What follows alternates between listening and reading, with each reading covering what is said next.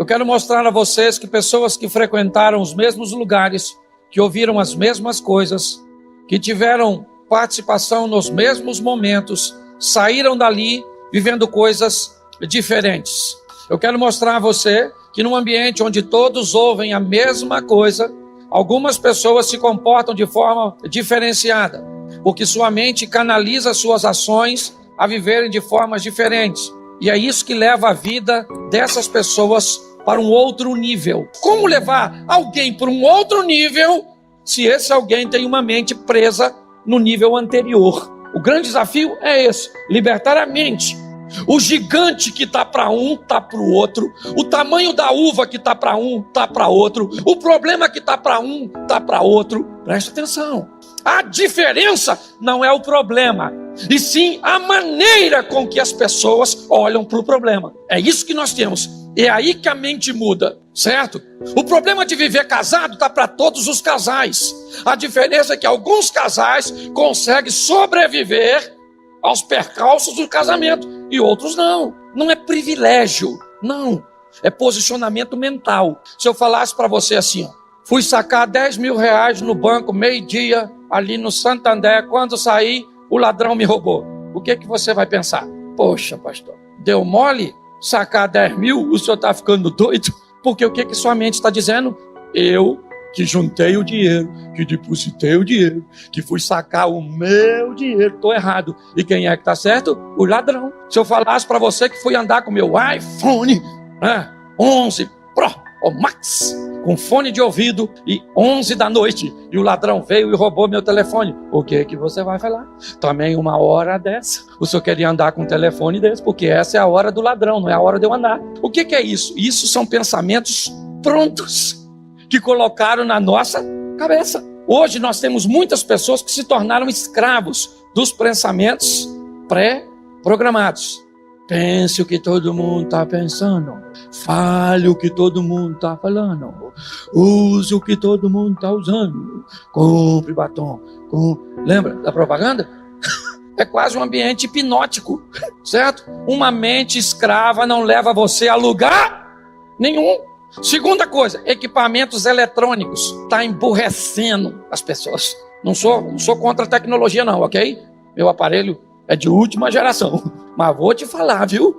Hoje você pergunta um adolescente desse, um menino que era para ter uma velocidade extraordinária para pensar. Você pergunta, 6 vezes 8 mais 3 menos 2, e é igual a quanto? Dá para falar de novo? Eu não gravei não.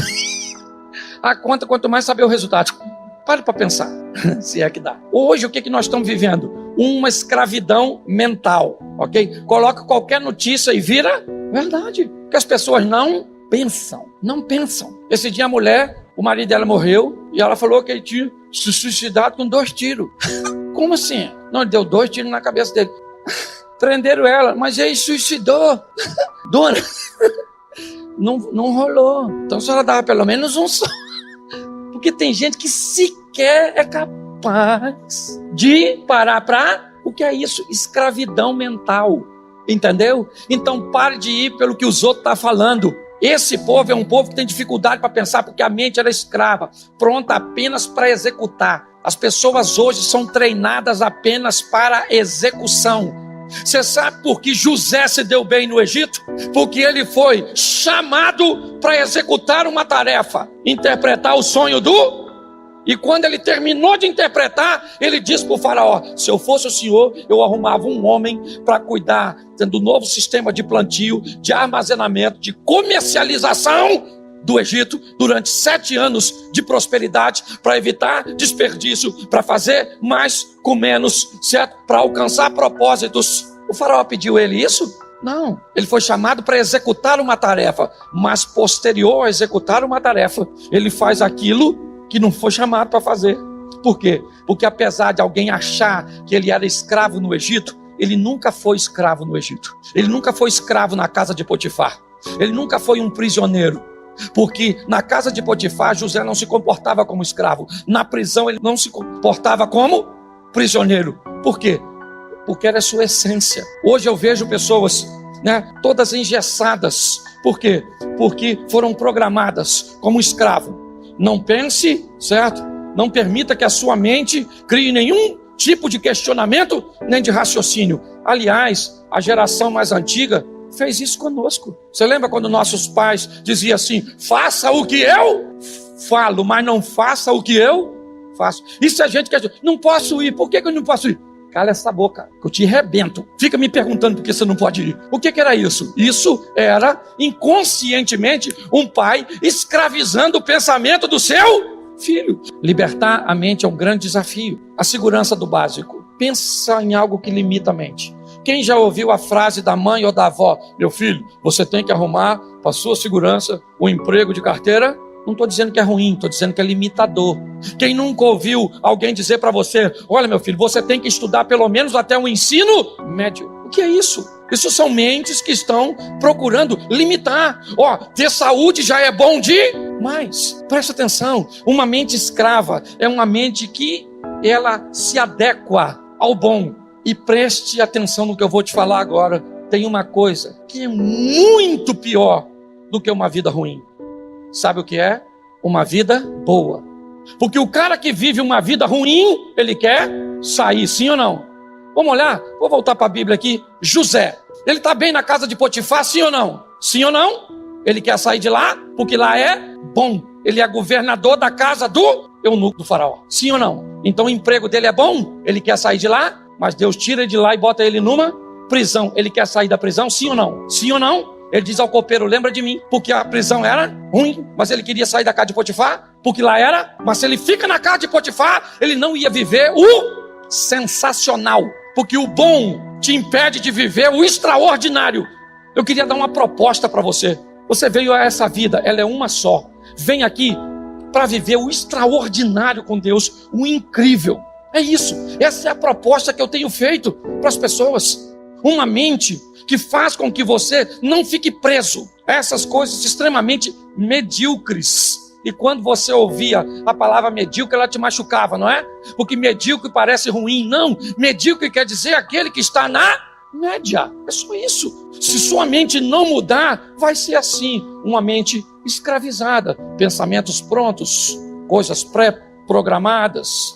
Se sua mente não mudar, o que vai ser? Coisas extremamente limitantes. E não tem nada de errado, se isso te faz feliz. Eu só preciso te mostrar que essa não é a única opção que você tem. É isso. São conteúdos inúteis que abastecem a mente dessa geração. São conteúdos fragmentados, onde você nunca sabe o que é verdadeiro. O desinteresse pelas coisas relevantes é impressionante.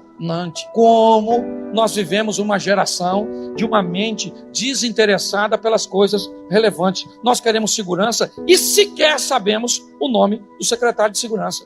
Eu estava conversando ontem, tentando voltar para casa do Acre com o Rodolfo, que era um dos vocalistas dos Raimundos, certo? E nós estávamos falando exatamente sobre essa situação, sobre um Deus que está afinzão de pegar a sua vida e levar você para uma esfera extraordinária. Querido, Deus está afim de fazer o extraordinário, o incrível, o sensacional. Só que Ele vai fazer na vida de todo mundo, sim ou não? Sim ou não? Não.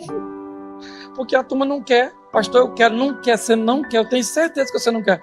Você não faz nada. Gente, o impossível, antes de tornar possível, tem que ficar viável. Esse dia eu já falei isso aqui. Eu fui num cara e o cara falou para mim assim: pastor, a Bíblia diz que a fé move montanha. Eu falei: é verdade. Pois é, cara.